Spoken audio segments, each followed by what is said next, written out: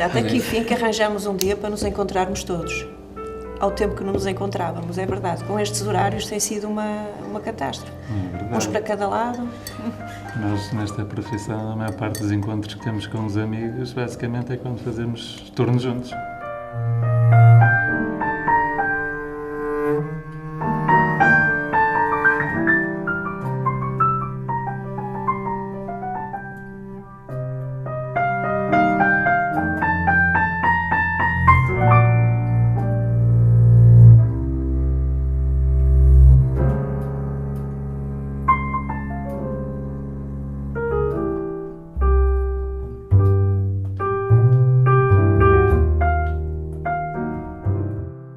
Coisas que se passam que não se deviam passar. Por exemplo, temos o caso da Diana, que é casada com o Pedro, que teve que deixar um serviço onde gostava de estar e que era especialista nessa área de pediatria, porque tem uma criança pequena, tem direito a ter aqueles horários, aquelas regalias todas que deveriam ainda ser acrescidas, porque um filho é o futuro da nossa sociedade, portanto tem que ser bem educados. E era obrigada a continuar turnos atrás de turnos, deixar a miúda em qualquer sítio, portanto teve que abdicar de uma coisa que lhe é de direito para ir para um serviço que está sujeito a levar uma bactéria para casa que até pode prejudicar a criança. Eu não sei, o Pedro é que se pode pronunciar. Nem é questão de ter de abdicar dos direitos, não é? É como a Ângela está a dizer, somos 2 enfermeiros, não temos a nossa filha no infantário, tanto os pais da Diana como os meus não são propriamente de perto, são 20 km para cada lado, ou seja, são 40 km, trabalham, também não têm a disponibilidade total para poder ficar com a nossa filha, e então a solução que a gente encontrou é revezar-nos nos turnos. Se um faz manhã, o outro faz tarde, se ela faz tarde, tem que fazer manhã, e deixá-la naquelas 2 horitas com os avós, não é? Com quem puder no dia. Por exemplo, do mês passado tivemos um dia de folga juntos, os 3, para passar os 3. Este mês não tivemos nenhuma, lá está, porque as trocas que temos que fazer implicam isso. E a questão que falaste dela ter sido transferida, propuseram, ela aceitou porque disseram-lhe que lhe davam o horário que ela pretendia. Vê-se que as instituições há muito má vontade em dar os direitos aos trabalhadores, tem sempre a desculpa que os serviços não comportam. Ainda há cerca de meio ano o Governo aprovou uma série de medidas para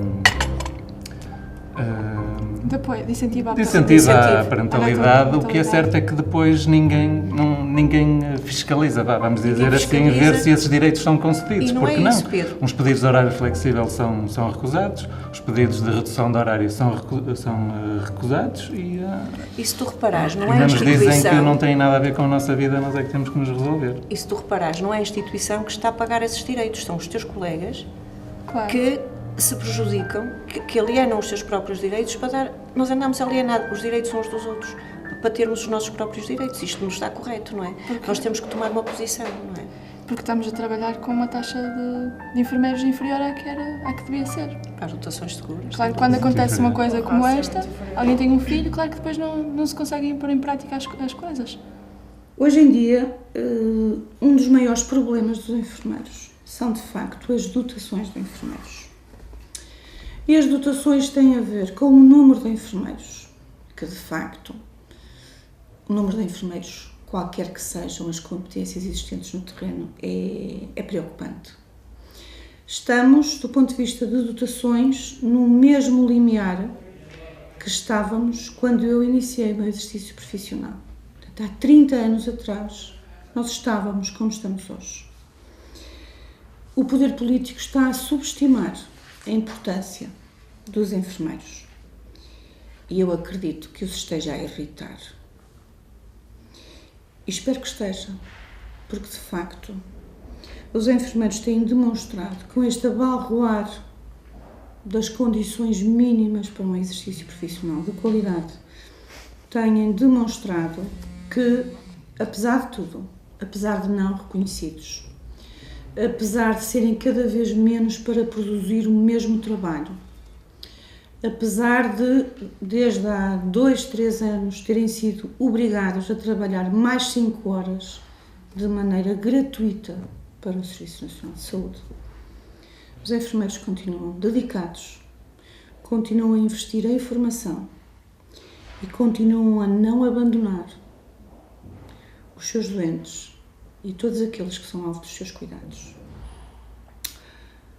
Contudo, é importante que os enfermeiros também percebam que a resolução deste problema, do meu ponto de vista exclusivo, provavelmente vai ter que ser feita de uma maneira um pouco dura de relacionamento entre as diferentes instâncias que têm um papel ativo nestas questões.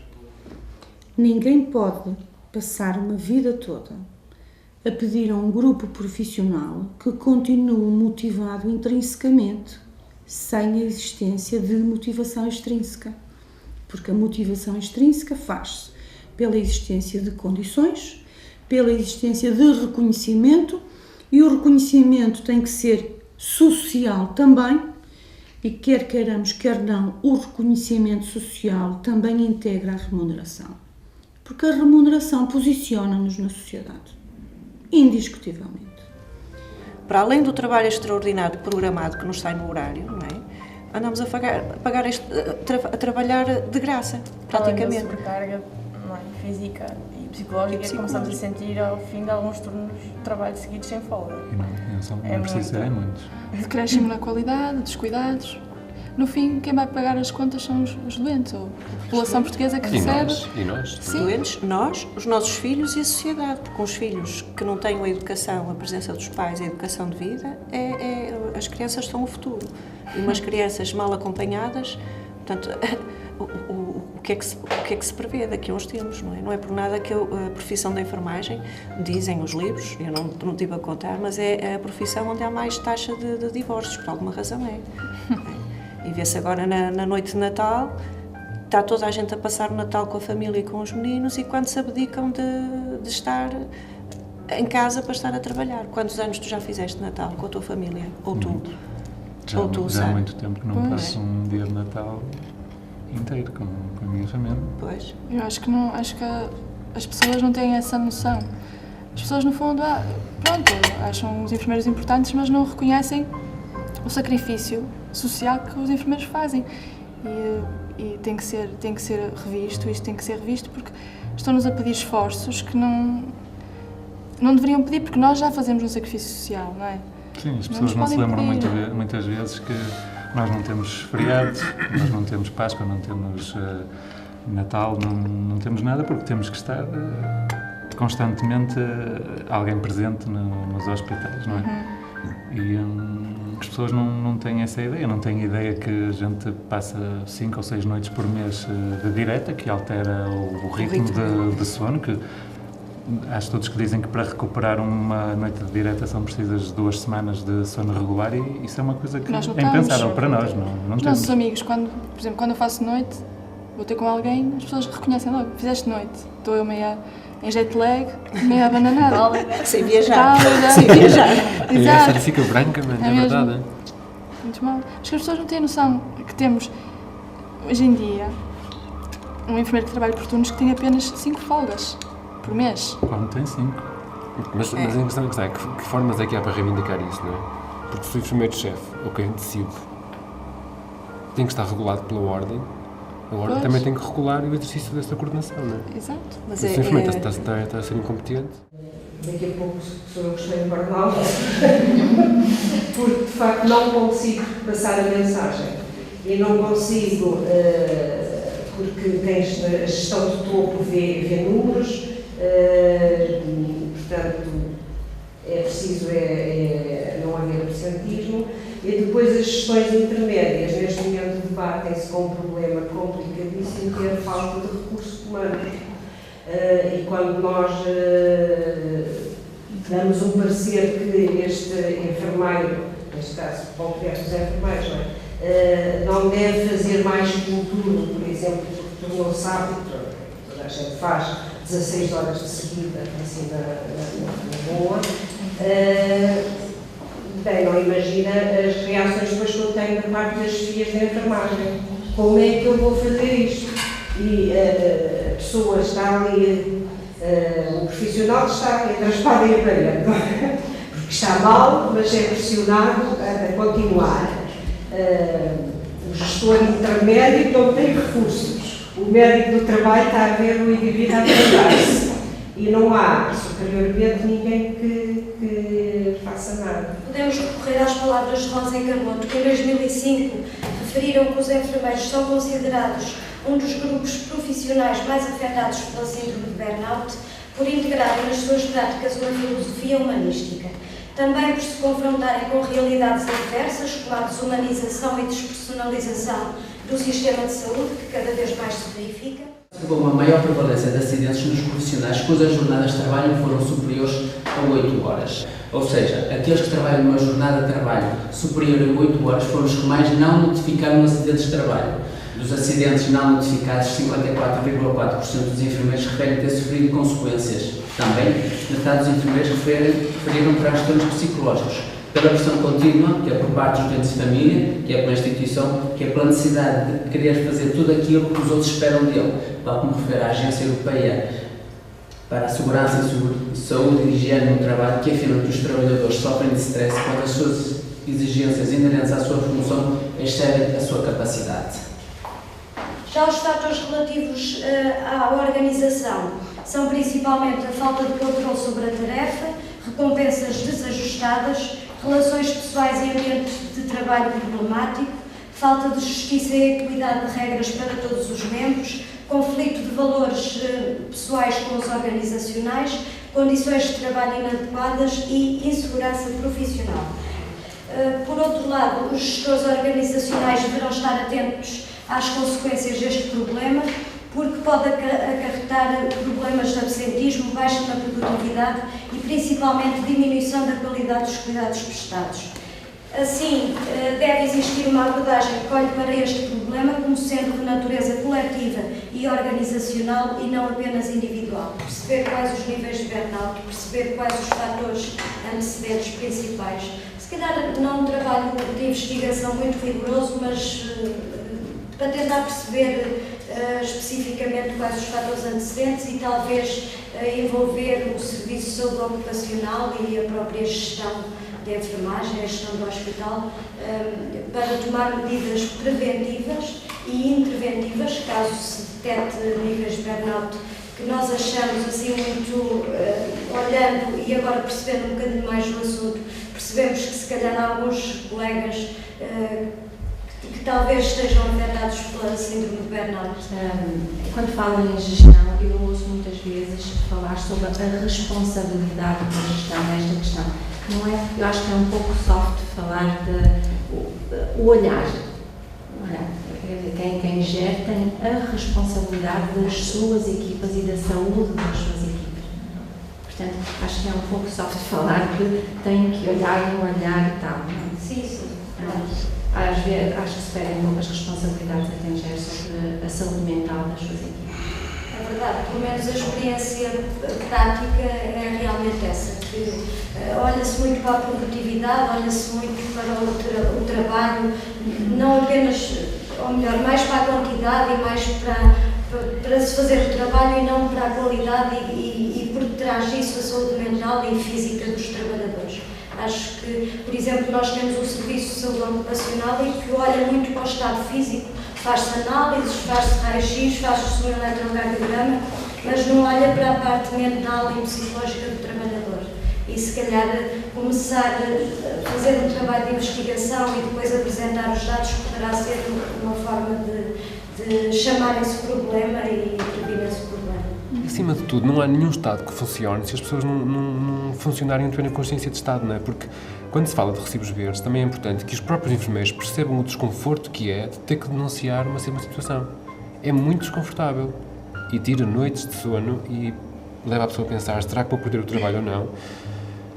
Mas estou a pensar no teu caso, não é? Estou a pensar no teu caso, não é? Porque eu não entendo, honestamente, não entendo como é que não há mais gente a denunciar, mas tanta gente a queixar-se. Sim, é verdade, mas quando terminamos o curso deparamos-nos com uma realidade um bocadinho complicada, porque por um lado queremos arranjar trabalho para adquirirmos a tanta experiência profissional que nos exigem a nível hospitalar. E por outro, vemos-nos confrontados com uma realidade que é remunerações precárias, os recibos verdes, é sempre prestações de serviços.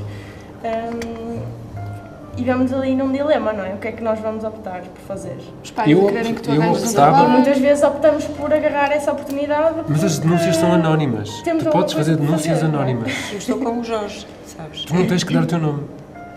Mas ninguém faz isso. É incrível. Ninguém faz isso. Ou melhor, como não é ninguém. cultural. Eu, como dirigente sindical, tenho a experiência de muitas vezes aproximar-nos de pessoas como tu, que aceitam receber 3 euros a hora, 4 euros a hora, inclusivamente num lar onde recebem em 3,80 € e ao fim de semana ainda têm que acabar pôr o arrozinho para dar a comida aos idosos. Queremos fazer alguma coisa e elas recusam-se e dizem, melhor isto que nada. Mesmo no anonimato, não é? E enquanto eu, se tiver uma empregada doméstica que me leva 2 euros à hora, eu não vou pagar 5 euros a outra, acredita? Claro. Isso não faz sentido nenhum. Não faz sentido nenhum, não é? Portanto, se há quem aceite 3 euros, agora, se todos disserem não, aquilo não funciona. Não é? Se todos, é o problema da nossa e de muitas profissões, que esta política que nos está a ser impingida, este capitalismo, são inteligentes, eles dividem para reinar. Quanto mais divisão houver, repara, temos funcionários públicos, temos CITES, temos contratos a termo certo, temos recibos verdes, temos uma série de enfermeiros que deviam ser fazem a mesma coisa, ganham salários diferentes, contratos diferentes. O que é que vai acontecer? Eu vou lá lutar por ti. Tu vais lá lutar pelos CITES. Os CITES vão lá lutar pelos funcionários públicos. De maneira que têm bocadinhos a lutar isolados, que não têm peso, em vez de terem todos a lutar pela mesma carreira, que são os enfermeiros, que é a preocupação máxima. Enfermeiros. Porque eu fui para o tribunal quase com toda a gente com quem trabalhei. Fui para o tribunal E o que resultado tiveste? Ganhei. Foi? Sim, sempre. Sempre. Mas dá trabalho. Pois dá. Exatamente. Dá muito E trabalho. despesa também. No meu caso não deu despesa, porque eu tive isenção das taxas judiciais, mas dá muito trabalho, é desconfortável. É muito desconfortável estar em frente a um juiz. Pois é. Mas, honestamente, acho que não há outra forma de o fazer. Sobre o capitalismo atualmente e o impacto que está a ter na... O capitalismo quer, com poucos custos, ter muita rentabilidade, certo? Por isso, deita a mão, precariza primeiro medidas chamadas neoliberais na área do trabalho, que é a vida do enfermeiro, do bancário, do serralheiro, centra-se no trabalho. A vida de qualquer ser humano a centralidade da vida está no trabalho. E então o modelo político que tenhamos em qualquer país condiciona, moldura, influencia, e tanto que as medidas políticas vão no sentido de precarizar, flexibilizar, intranquilizar o trabalhador para submeter trabalho longo, penoso, até por pouco salário. O que é que acontece? Se a pessoa ganha pouco, tenta fazer, hoje isto resumindo, tenta fazer o maior número de pescados, trabalhando 2 horas aqui, 2 horas acolá, 3 horas mais além, para reunir dinheiro, vê o vizinho, vê o grupo de referência, vê os amigos da família ter uma casa, ter um carro, um filho ir para o colégio, e ele sente-se diminuído e começa a entrar numa espécie de absorver uma doença de tensão, ansiedade psicossocial, que necessita ganhar, ou imigra e fica fora da família, fica desligado, ou no interior do seu país, tenta biscatar aqui ou lá. Eu sei que num concurso de um hospital aqui da Praia de Porto, estavam a contratar enfermeiros a 3,5 € a hora, mas os empregados de limpeza 5 € a hora. Está a ver aqui este disparate, porque com certeza o chamado exército de reserva, que é precários, hoje, que não sendo operariado como Marx se rotulava, aquele exército de reserva que estava na fila à espera que lhe dessem um trabalho, esse exército está pronto aquilo que o capitalismo quer fazer, o que eles querem, ao preço que eles querem. Portanto, a ambição é natural, é humana, mal daquele que não tem ambição, quer numa profissão, quer nos seus ganhos financeiros, quer ter uma família bonita, como o vizinho tem. Se não tiver essa ambição, não é um ser humano normal. Eu, pelo menos, penso assim. Portanto, a ambição leva a submeter-se ao capitalismo selvagem. A vida é um espaço em que existimos todos ao mesmo tempo, não é? É. E estamos a criar condições desumanas uns para os outros. Tenho muito orgulho em ser enfermeira. os alunos, pela forma de estar, fala-se dos saberes, não é? Uma dizia, professora, quando se fala dos saberes já sabemos quem é a professora que se está a falar. Realmente, o saber é extraordinariamente importante, mas ali há na enfermagem o saber ser, o saber estar, a atitude que se tem, é fantástico. Se calhar eu tinha-lhes passado muito mais do que informação teórica. Exatamente. E prática. Se calhar era a minha forma de estar, se calhar era a forma como eu estava com eles, que foste minha aluna e sabes isso. Eu acho que realmente aquilo que eu tentava sempre passar era um amor enorme com a enfermagem. Foram 40 e muitos anos de contacto com a enfermagem. Via a enfermagem evoluir de uma forma extraordinária. Realmente, após 25 de abril, as coisas modificaram-se. Nessa altura, nos anos 80, nós dizíamos que a enfermagem estava na adolescência, que ela tinha muito que crescer, tinha muito que aprender. Eu hoje continuo a dizer que a enfermagem está na adolescência. Porquê? Devido a muitas circunstâncias. Nós, nos anos 90, começou a haver uma proliferação exagerada de escolas de enfermagem. Depois, eu acho que cresceram muitos hospitais, muita preocupação em realmente em prestar cuidados a nível secundário e não primário. Acho que não desenvolveu, eu acho que a prevenção, a promoção e a prevenção são essenciais. Eu acho que essa parte não se desenvolveu tanto quanto nós pretendíamos que se desenvolvesse. Daí, acho que ainda temos muita aposta para fazer, realmente está no bom caminho, se calhar neste momento está a atravessar uma fase muito complicada. As pessoas estão a fugir, procurar os licenciados muito bem formados. Os nossos enfermeiros são extraordinariamente bem formados. E quando digo formados, não é só formação académica, eles estão preparados para na área da investigação, da gestão, da prática clínica, do cuidar. Eles estão realmente preparados a todos os níveis e penso que realmente cá não lhes dão valor. Mas, indo para fora, não é? Isto aconteceu na década, enfim, em 2000, por aí, nos finais da década de 90, e a verdade é que lhes dão muito valor. E nós ficamos a seguir às vezes. Então, nós preparamos também os nossos alunos, realmente, e eles estão-nos a sair, portanto, acho que esta é a minha mágoa neste momento, é realmente, se calhar, não reconhecerem o valor que os nossos enfermeiros têm. A enfermagem, para mim, e isso aprendi ao longo dos anos, é uma dádiva. E acho que eu vou dizer isto com muita sinceridade. As pessoas às vezes não sabem ligar os puzzles, não sabem ligar as coisas. E eu percebi tudo que se passou na minha vida tem muito a ver com o meu compromisso com a enfermagem. Eu sou aquilo que sou e acho que sou aquilo para os meus amigos, para os meus conhecidos e para a minha família. Eu dizia-vos sempre, vocês têm uma série de talentos. Se vocês enterrarem esses talentos, eles não vão dar nada.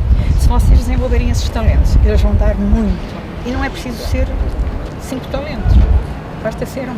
Agora, é preciso desenvolvê-la. E é preciso olhar para a enfermagem com olhos da alma, não é? Com interiorização e realmente darem o vosso melhor.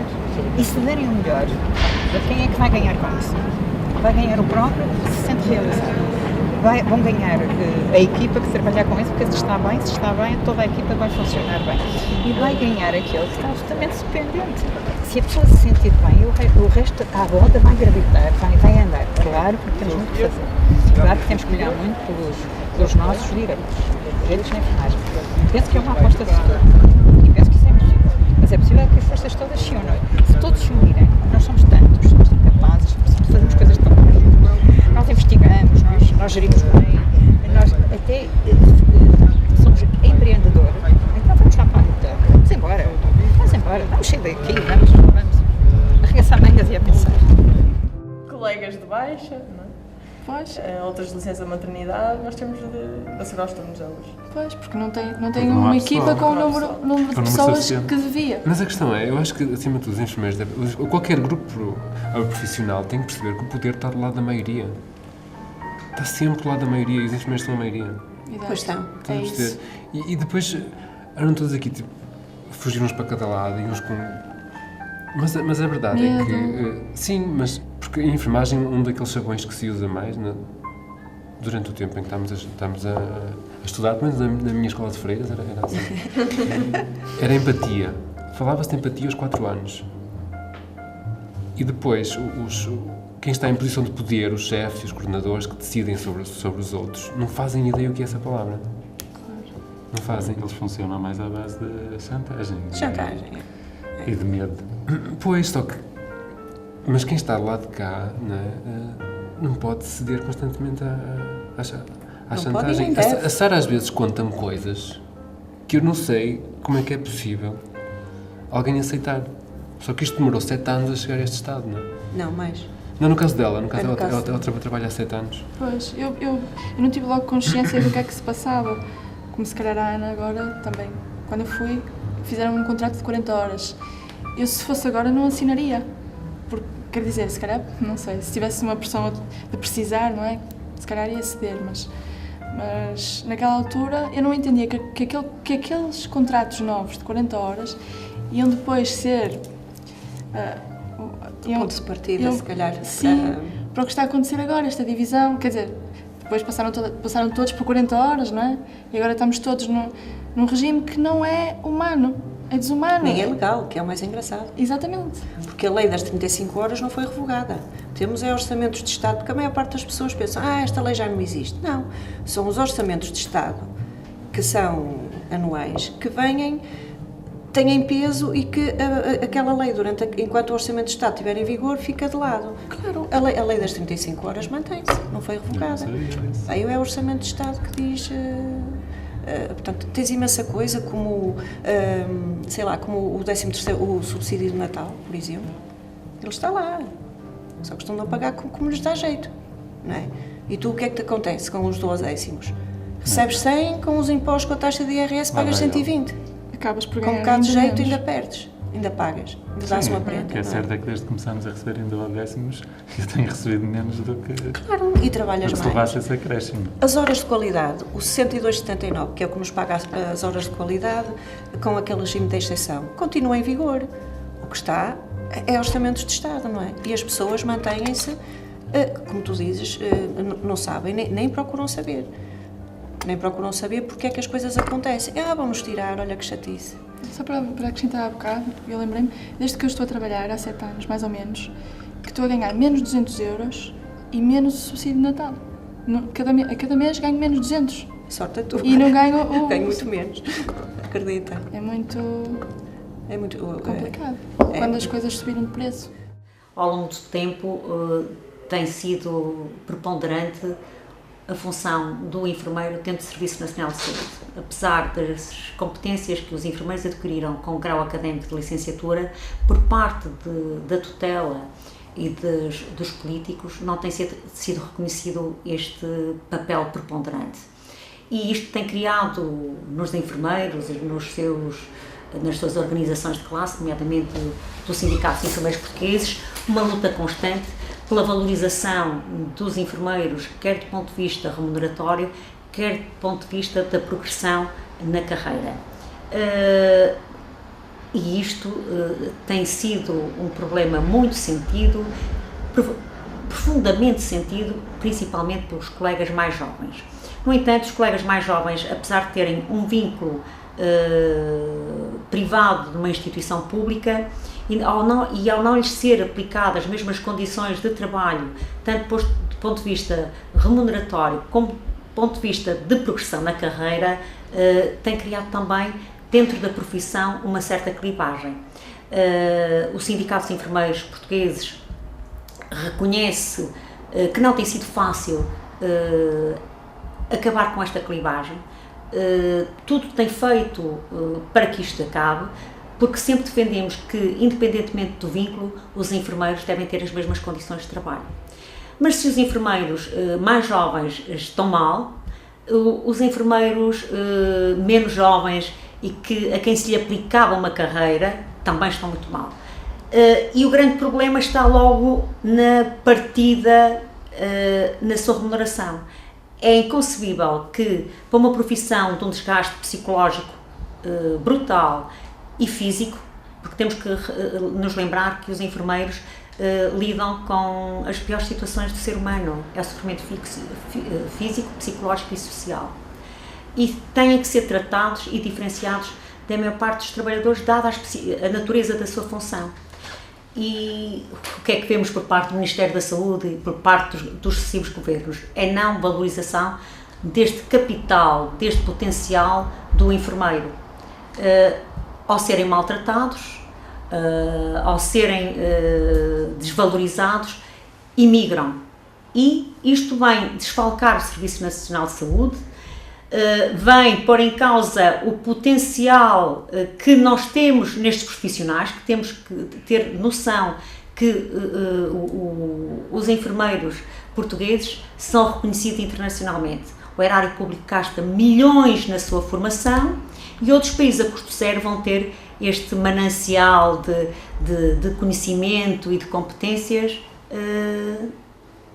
a custo zero e quando são tão necessários nas nossas instituições.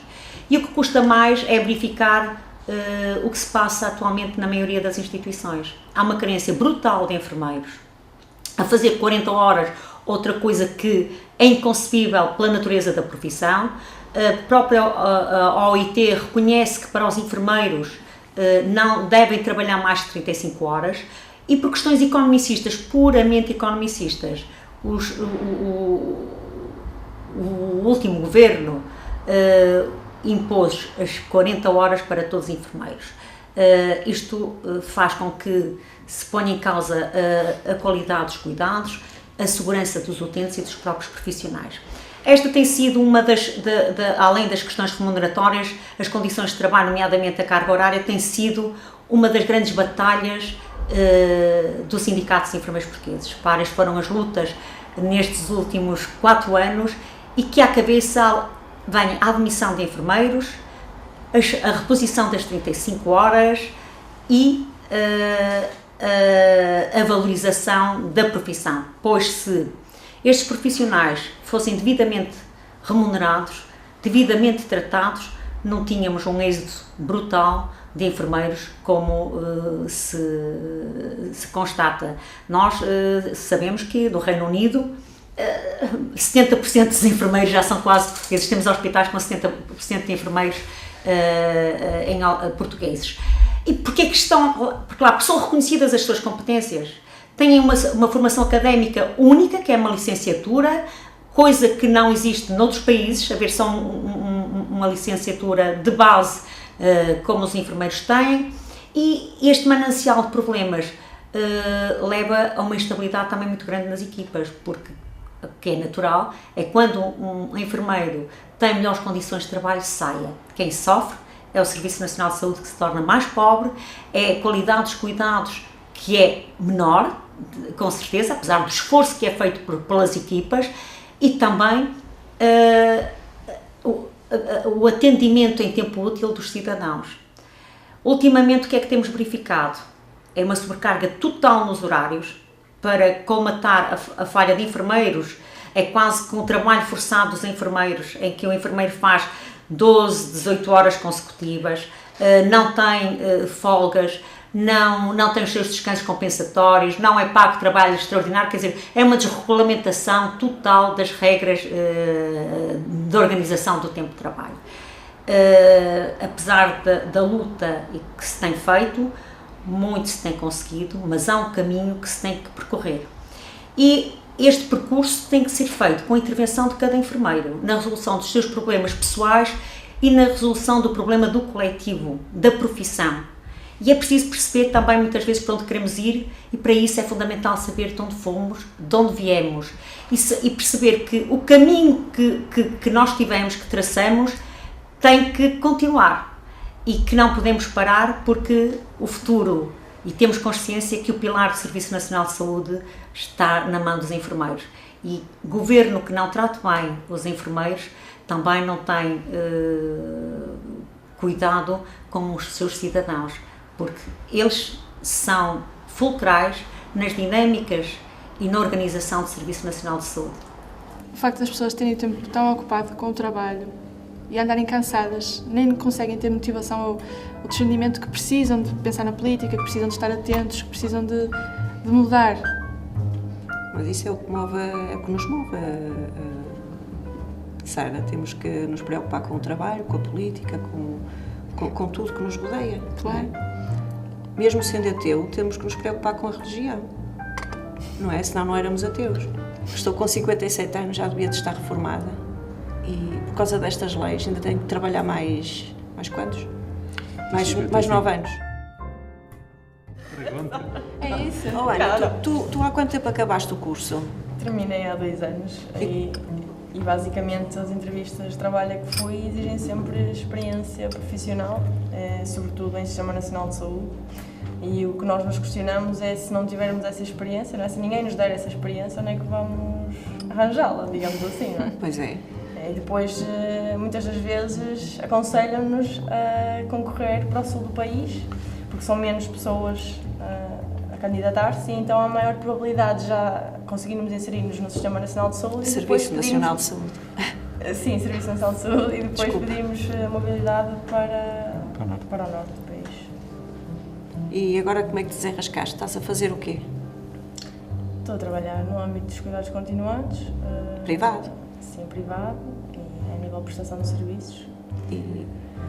E estás contratada? É prestação de serviços, contrato de prestação de serviços. Ah, pois. Nem tens direito a férias?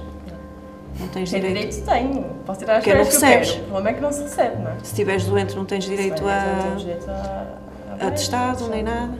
Tens sobrecarga de horas? Sobrecarga de horas.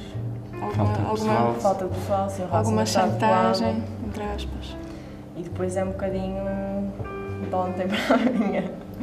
Preciso que faças o turno de X e nós temos que fazer. Portanto, não consegues ter uma vida privada, uma vida pessoal, uma vida social muito pouco, sim. Nunca podes marcar coisas com antecedência. Raramente com antecedência. Pode, tenho que desmarcar depois. Tenho que desmarcar, pois. Ou então não recebes. Nós ainda nos rimos, não é? Eu não estou a rir, não. Sim, e mesmo ao nível de processo de integração, quando entrei para o serviço, já não é o primeiro trabalho que tenho e falo que no geral é assim, a nível de processo de integração é muito curta, o período é muito curto e isso depois vai se refletir a nível de prestação de cuidados, não é? Porque como o rácio está reduzido, já era para ontem começarmos como membro ativo na equipa, não é? E então, 3 dias de integração e somos assim atirados aos louros. E a nível de prestação de cuidados, não é? Nós ainda não estamos adaptados ao serviço. Se acontece alguma coisa de mal, não é? As particularidades do serviço e temos de já nos desenrascar.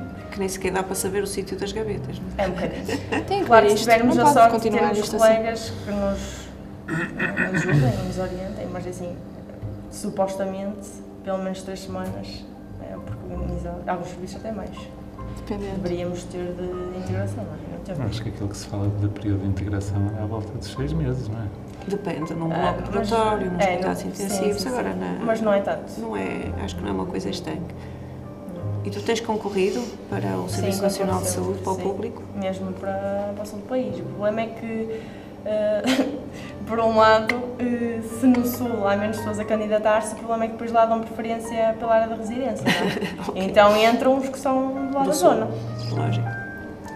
E pronto, andamos aqui um bocadinho a... E pensaste alguma vez em emigrar ou não está nos teus... Pensei quando terminei o curso, mas não está nos meus planos. Não faz muito... Não queres abdicar da família, é isso? Sim. Ficar longe de tudo e de todos. Prefiro estar cá, se calhar ganhar um bocadinho menos, mas estar um bocadinho mais perto da família, do que ter de ir para longe. Quantos anos estiveste fora, Jorge? No total já tive 3 anos ou 4. Por exemplo, sai o meu horário. Eu só tenho as 5 míseras folgas por mês. As pessoas que têm um horário normal têm sábado e domingo. Descansam muito mais. No sábado e domingo, uma pessoa que descansa só um dia não consegue desligar-se do ritmo e ter um descanso profundo, não é? Um descanso muito mais leve. Pronto, eu tenho conseguido ter a coragem de não trocar o meu horário.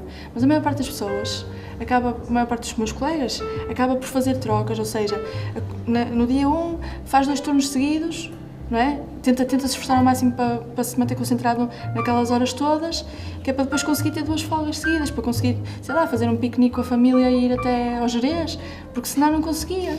Ou seja, vocês dizem, queixam-se que não têm as folgas, mas já há tanta gente com folgas seguidas. Pá, mas não é. Na verdade as pessoas fazem isso, tentam acumular para conseguirem ter para serem iguais aos outros. Acabam por elas próprias caírem num erro de acumular esses turnos, não é? Entre aspas, num erro, mas é uma tentação porque já estão a ser tratadas de modo desumano, porque 5 folgas por mês, aleatórias, que não são seguidas, ninguém aguenta. Quando eu assinei o contrato das 40 horas, eu não tinha consciência que o facto das 40 horas aplicadas ao regime de rotatividade de turnos, que é dos enfermeiros, não permite o respeito da lei, porque nós acabamos por não conseguir respeitar os tempos de descanso obrigatórios. Ou seja, é impossível fazerem contratos de 40 horas, tem que ser 35, porque senão não conseguimos. Portanto, isto tem que ser 35 horas para todos. Nós procuramos, durante o mandato, explicar ao Governo que tinham mais-valias, até poderíamos pensar que poderiam-se produzir e fornecer serviços de saúde com o envolvimento dos enfermeiros a custos, se calhar, melhor geridos, não é? Porque a nossa ideia e aquilo que nós tentamos durante o mandato foi dar indicações ao Governo que muito poderíamos melhorar em termos de resposta de proximidade ao cidadão se nos valorizassem nessas respostas, se incluíssem os enfermeiros e até se dessem a palavra aos enfermeiros para que dessem os melhores contributos nas melhores respostas e até nas definições das melhores políticas nessa área. O Governo percebeu isto, achou que era uma mais-valia e que era um contributo que a Ordem poderia dar à governação, principalmente na área da saúde, só que o tempo foi passando, nós fomos sendo ouvidos em algumas áreas, mas depois não houve a correspondência no terreno dessa audição que fomos e das orientações e das indicações que fomos dando. E isto é que nos deixou um bocadinho desiludidos, porque a determinada altura o próprio Ministro da Saúde pediu-nos contributos em termos das melhores soluções, mas que nós as discutimos com o Ministro da Saúde, mas que depois não as vimos materializadas no terreno ou nas instituições, as boas indicações que demos.